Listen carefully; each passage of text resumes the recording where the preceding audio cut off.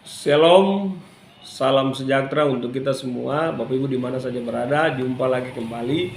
Saya hamba Tuhan Matius Papare. Harapan saya bahwa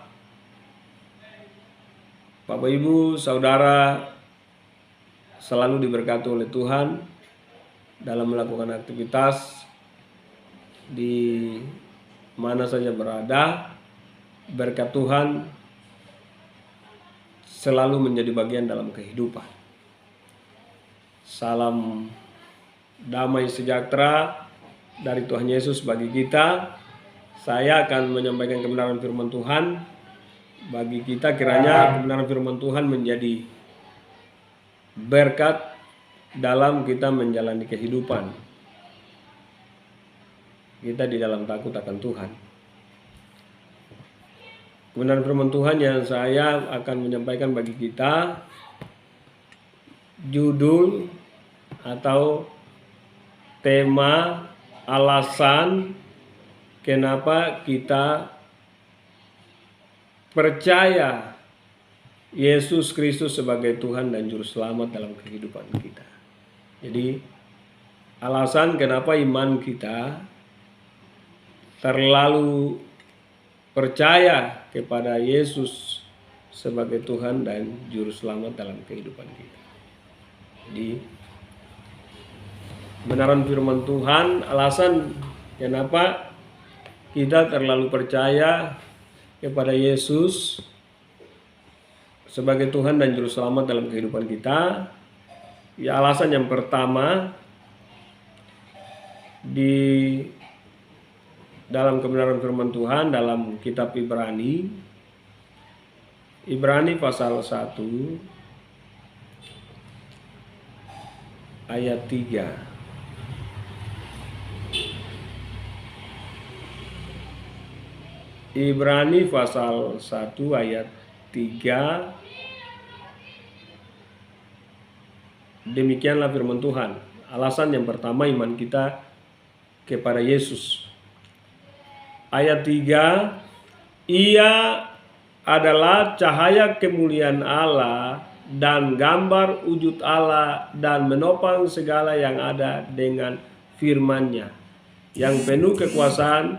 Setelah Ia selesai mengadakan penyucian dosa, Ia duduk di sebelah kanan yang maha besar di tempat yang maha tinggi. Jadi alasan kenapa kita orang Kristen, iman kita tertuju kepada Yesus atau kita terlalu percaya kepada Yesus sebagai Tuhan dan Juru Selamat.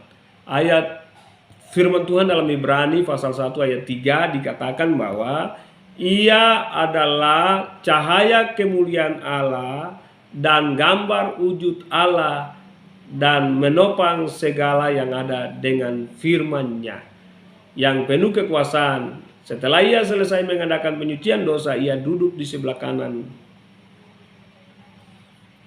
yang maha besar di tempat yang maha tinggi. Jadi yang pertama, alasan kita orang Kristen percaya bahwa Yesus adalah Tuhan dan Juru Selamat. Ayat firman Tuhan Ibrani pasal 1 ayat 3 dikatakan bahwa Ia adalah cahaya kemuliaan Allah, gambar wujud Allah yang kelihatan. Jadi Ia di sini menunjukkan kepada diri Yesus. Diri Yesus yang adalah cahaya kemuliaan Allah, gambar wujud Allah yang kelihatan. Jadi gambar wujud Allah yang kelihatan ialah diri Yesus sebagai Tuhan dan Juru Selamat. Pernah ada di bumi ini gambar dan wujud Allah itu yang namanya Yesus, lahir dari perawan suci Maria dan bapaknya sebagai Yusuf, menjalani proses kehidupannya sebagai manusia dan juga membawai diri Allah, yang Ibrani katakan bahwa Ia adalah cahaya kemuliaan Allah, gambar wujud Allah. Jadi kita mau lihat Bapa di surga, melihat karakter, sikap, kehidupan dari Bapa itu, dikatakan bahwa gambar dan wujud Allah ada di dalam diri anaknya yang namanya Yesus. Makanya iman kita, orang Kristen, terlalu percaya kepada Yesus karena dia adalah gambar dan wujud Allah yang kelihatan. Jadi dalam perjanjian lama, ketika Musa ada di hamba Tuhan atau Nabi Musa ada di atas gunung, dan kala itu juga ada suara yang mengatakan bahwa Musa, Musa, tempat di mana yang engkau beri tempat kudus adanya. Artinya bahwa ada suara dari tempat yang maha tinggi, dan suara ini tidak dari mana-mana. Suara ini pasti datangnya dari surga, dari Tuhan Allah pencipta langit dan bumi. Suaranya ada, tapi gambar fisiknya tidak ada, tidak dilihat, tidak dijangkau oleh manusia Musa. Tapi suaranya didengar bahwa Musa, Musa, tempat di mana yang kau beri tempat kudus adanya.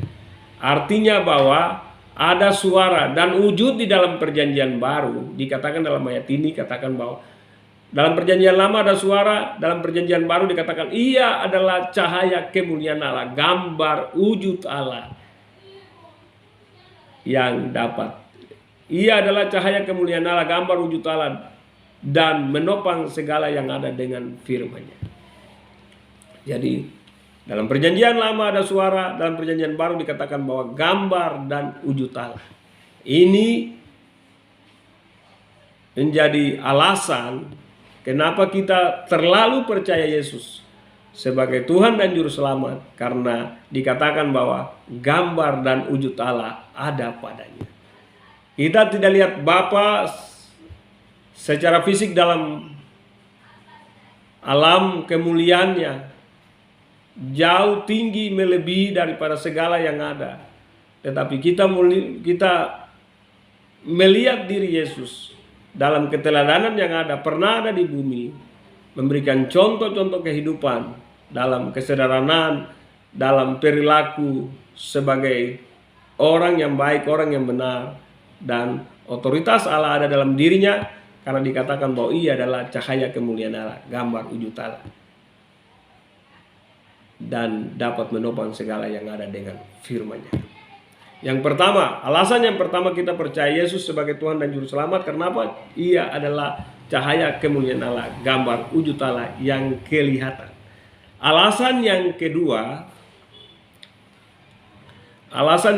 kenapa kita terlalu percaya Yesus sebagai Tuhan dan Juru Selamat.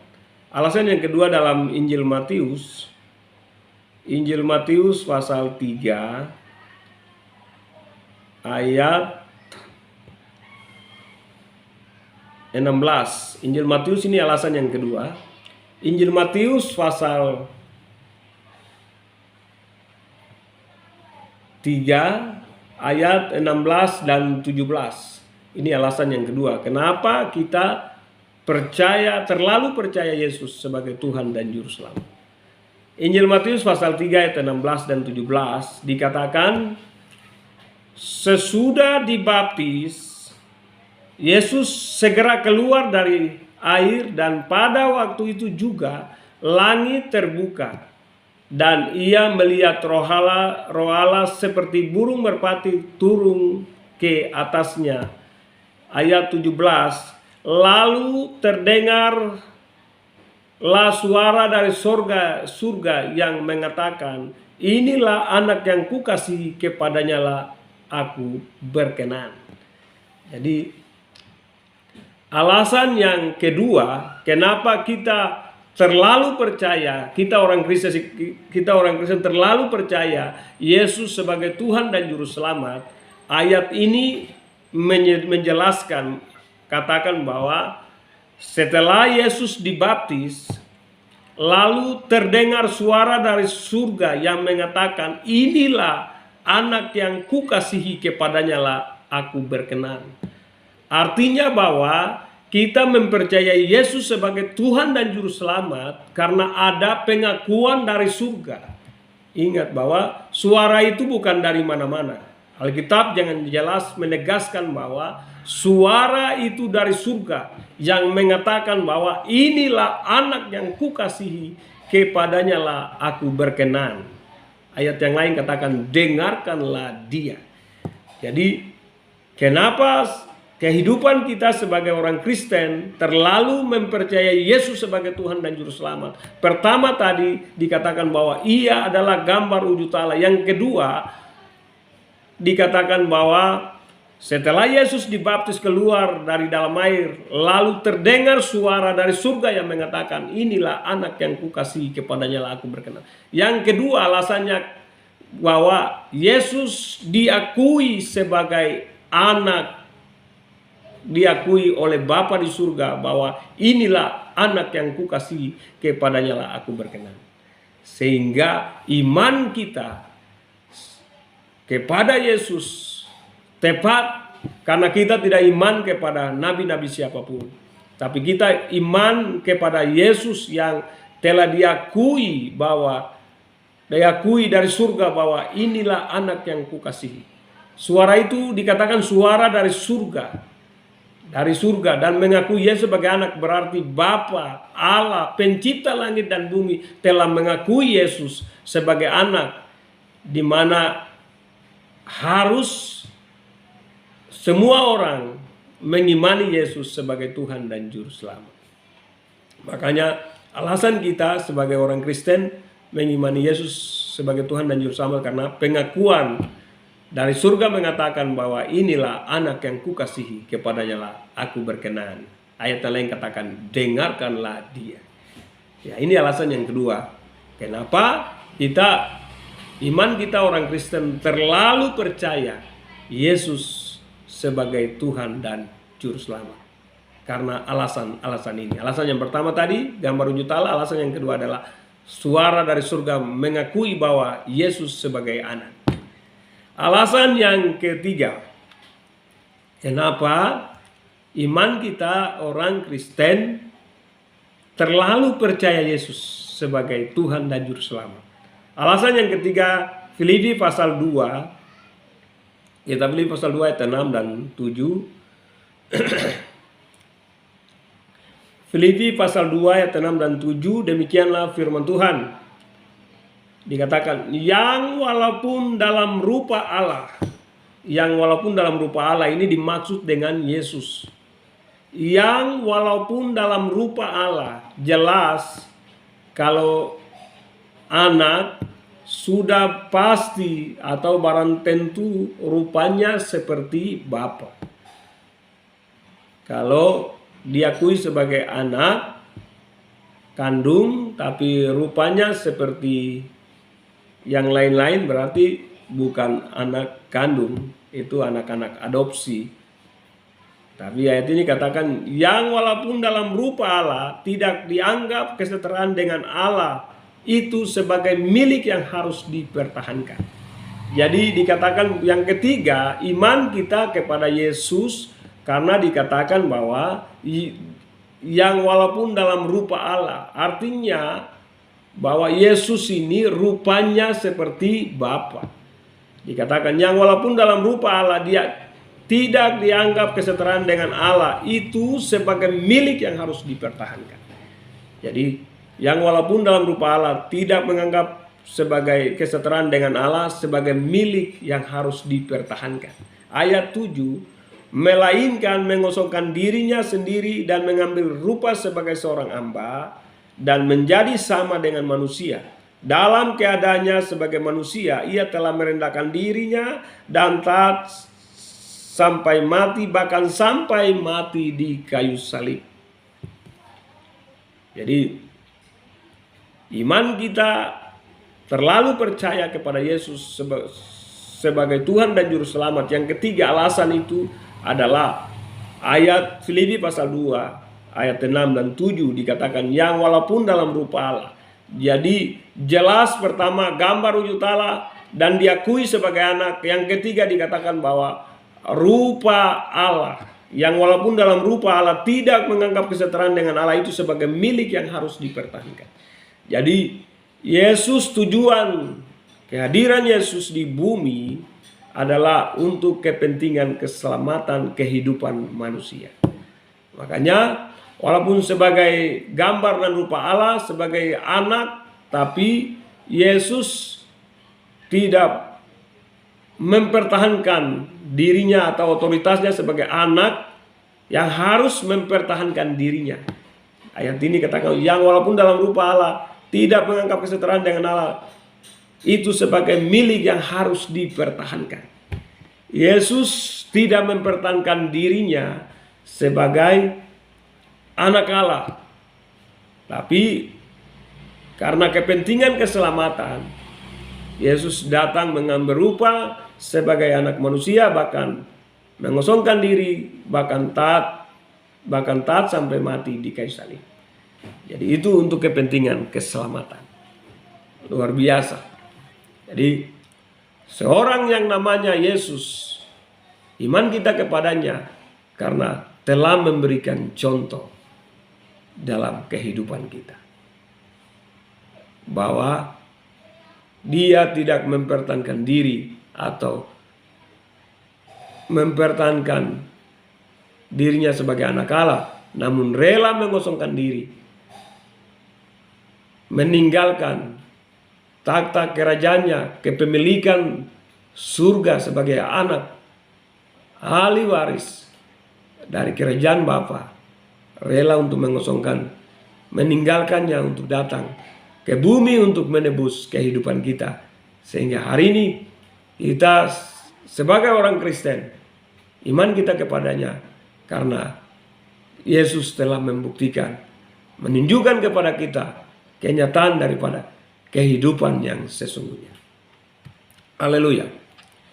Alasan yang ketiga, kenapa iman kita terlalu percaya kepada Yesus, karena dikatakan bahwa yang walaupun dalam rupa Allah tidak menganggap kesetaraan dengan Allah itu sebagai milik yang harus dipertahankan, melainkan mengosongkan dirinya sendiri dan mengambil rupa sebagai seorang hamba dan menjadi sama dengan manusia.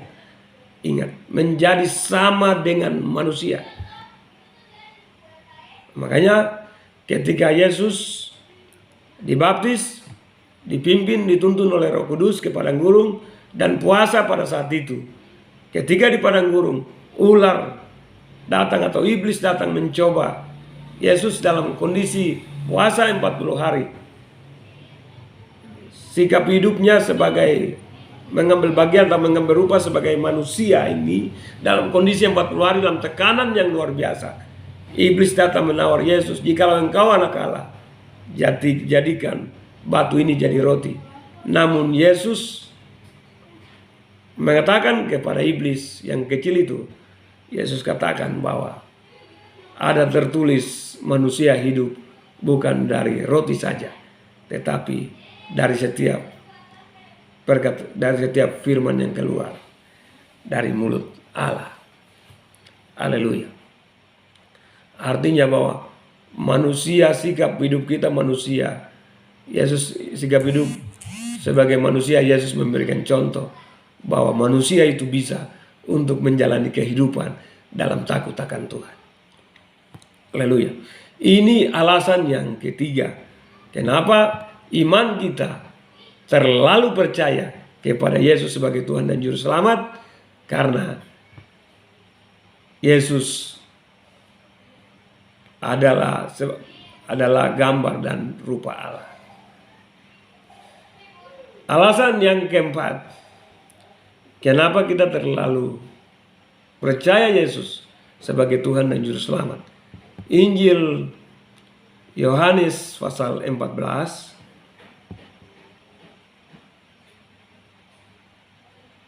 Injil Yohanes pasal 14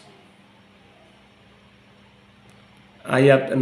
Alasan yang keempat, kenapa kita orang Kristen terlalu percaya Yesus sebagai Tuhan dan Juru Selamat.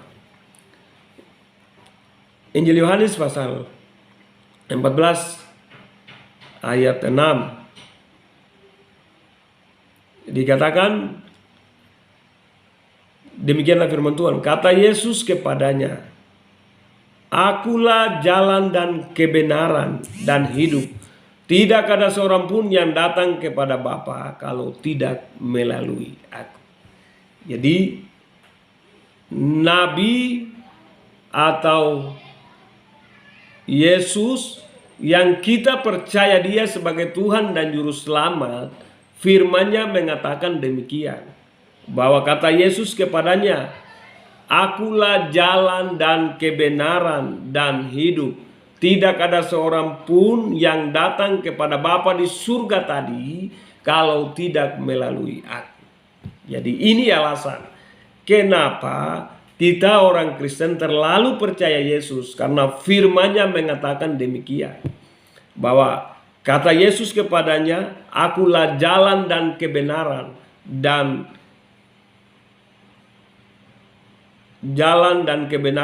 hidup. Tidak ada seorang pun yang datang kepada Bapa kalau tidak melalui aku."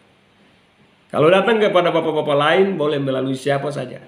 Tapi datang kepada Bapa di surga, Allah pencipta langit dan bumi, jalan satu-satunya adalah melalui Yesus yang tadi dikatakan diakui bahwa inilah anak yang kukasihi, kepadanya lah aku berkenan, dengarkanlah dia.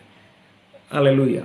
Jadi alasan kenapa kita orang Kristen terlalu percaya kepada Yesus sebagai Tuhan dan Juru Selamat, alasan yang keempat, karena dia satu-satunya adalah jalan dan kebenaran dan hidup. Tidak ada seorang pun yang pergi kepada Bapa kalau tidak melalui aku. Mau ke surga harus lewat Yesus. Artinya iman, percaya kepada Yesus, karena dia satu-satunya yang datang dari surga, mempersiapkan jalan, datang dari surga dan diakui oleh Bapa sebagai anak, mempersiapkan jalan bagi kehidupan kita untuk menghubungkan kita di dalam kebenaran firman-Nya, sehingga kita terhubung langsung, diakui sebagai umat kepunyaannya, diakui sebagai anak-anak Allah, menghubungkan kita ke surga yang kelak nanti kita akan bersama-sama dengannya. Makanya Yesus katakan dalam Injil Yohanes pasal 14 ini ayat 2 dikatakan bahwa Yesus bilang, "Aku pergi kepada Bapa menyediakan tempat bagimu, sebab di rumah Bapa banyak tempat tinggal." Ini berhubungan dengan kepercayaan iman, kehidupan, perilaku kehidupan kita, percaya Yesus sebagai Tuhan dan Juru Selamat, sehingga Yesus memberikan jaminan kepada kita bahwa kelak nanti kita diakui sebagai anak dan akan bersama-sama dengan Bapa, karena di rumah Bapa banyak tempat tinggal. Haleluya. Ini alasan yang keempat kenapa kita terlalu percaya Yesus sebagai Tuhan dan Juru Selamat, karena kata Yesus kepadanya lah, "Akulah jalan dan kebenaran dan hidup. Tidak ada seorang pun yang pergi kepada Bapa kalau tidak melalui aku." Sehingga iman kita tertuju kepada orang yang patut dipercayai, yaitu kepada Yesus yang adalah jalan dan kebenaran dan hidup. Memberikan jalan yang lurus bagi kehidupan kita, yang menghubungkan kita kepada Allah pencipta langit dan bumi, Bapa yang kekal, Raja damai, yang selalu ada menyertai kehidupan kita. Yang kelima, alasan yang kelima kenapa kita terlalu percaya kepada Yesus sebagai Tuhan dan Juru Selamat, Injil Matius pasal 11 ayat 28 dan 29 dikatakan bahwa marilah kepadaku semua yang letih lesu dan berbeban berat, aku akan memberikan kelegaan kepadamu. Jadi dikatakan, Yesus katakan bahwa marilah kepadaku, karena apa? Dia adalah gambar dan rupa Allah, dan dia, Yesus, disebut diakui sebagai anak, sehingga di sini katakan bahwa marilah kepadaku semua yang letih lesu dan berbeban berat, aku akan memberikan kelegaan. Jadi kelegaan tidak datang dari siapa-siapa. kelegaan datangnya dari Yesus, kelegaan yang kekal, kelegaan yang tidak dapat diberi dengan uang, kelegaan yang gratis, itu hanya datang dari Yesus. Sehingga Yesus berserukan bahwa marilah kepadaku semua yang letih lesu berbeban berat, aku akan memberikan kelegaan bagimu. Ayat 29 dikatakan, pikul akuk yang kupasang dan belajarlah kepadaku, karena aku lemah lembut dan rendah hati, dan jiwamu akan mendapat ketenangan. Jadi pikul akuk yang dipasang oleh Yesus dan belajarlah kepadanya, sebab Yesus lemah lembut dan rendah hati. Iman kita kepada orang yang atau nabi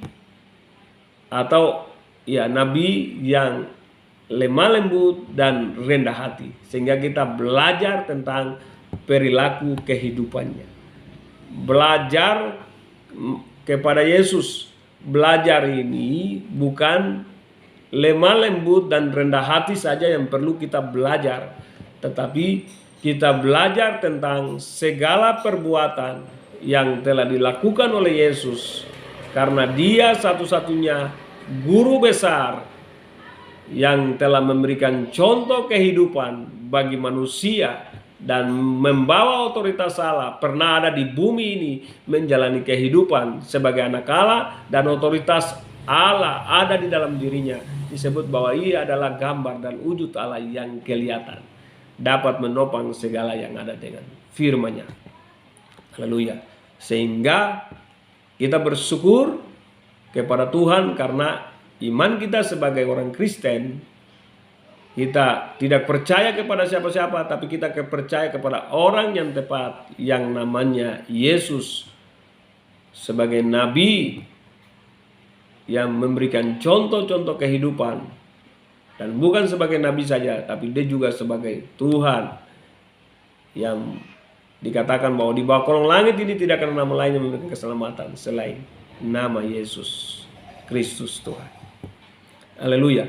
Jadi alasan yang kelima adalah kita belajar kepada Yesus, belajar tentang segala sesuatu yang Yesus lakukan. Dan Petrus mengakui Yesus sebagai guru. Ketika itu Petrus di Danau Galilea, kerja semalam-malamnya hasil sebagai seorang nelayan, hasilnya tidak maksimal sesuai dengan harapan. Tetapi Yesus lewat dan mengatakan kepada Petrus, dan Petrus sebagai seorang nelayan yang dengar-dengaran, sehingga Petrus katakan, guru engkau yang menyuruhnya, maka aku akan melakukannya. Dan hasilnya maksimal. Ikan begitu banyak dalam perangkap yang Petrus bawa, dan terjadi kegirangan yang luar biasa karena mendengar guru yang namanya Yesus menyuruh untuk buang jala ke sebelah. Haleluya. Jadi kehidupan kita harus belajar kepada guru, belajar tentang segala hal, belajar tentang kerendahan hatinya, belajar tentang perilaku-perilaku karakter kehidupan Yesus, baik secara jasmani dan juga secara rohani, di mana Yesus memberikan contoh-contoh kelemah lembutan, mengosongkan diri, dan juga banyak berdoa, melayani, bahkan berpuasa. Contoh-contoh kehidupan yang perlu kita harus pelajari, dan kita harus pelajari, dan juga karakter kehidupan kita setidaknya harus menunjukkan sikap hidup sebagai orang Kristen yang telah ditebus oleh darah Yesus, dan kita menjadi milik kepunyaan Yesus yang adalah kepala, dan kita sebagai anggota tubuh Kristus. Demikian firman Tuhan Yesus. Bapak Ibu Saudara di mana saja berada, Tuhan memberkati kita semua. Shalom. Amin.